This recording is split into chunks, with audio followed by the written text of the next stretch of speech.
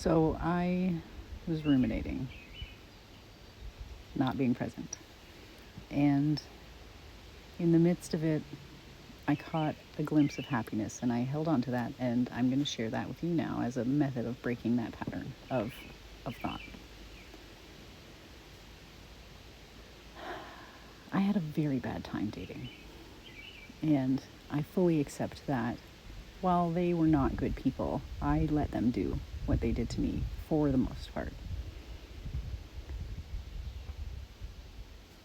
And I had finally just said, I'm done. I'm not doing this anymore.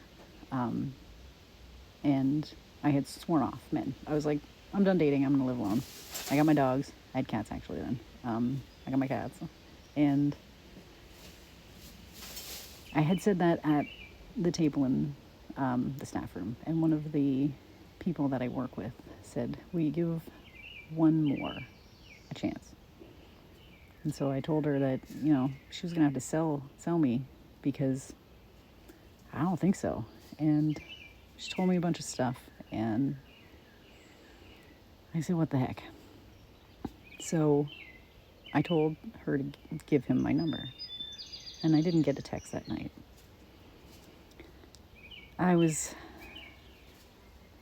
disappointed, but, whatever, right? I was done. And so it didn't really make much of a difference to me. The next day I went into work and I told her I didn't get a text. She said, yeah, he won't text you. He told me to give you his number. And unfortunately, when I sent the text, I was really nervous and I got one digit wrong. And so I didn't get a text back. So on the third day, I told her, he didn't message back. And she looked at my phone and it was the wrong number. So I immediately texted the right number. And it didn't take long before I got a message back. And we talked every day for a month. We sent a couple of pictures, but not much. And then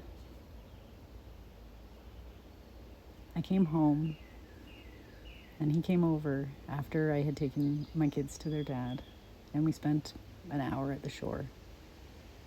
And every day after that, the time just grew a little bit longer, and the adventures got a little bit better. And that was despite what has happened. That was the best chance that I ever took.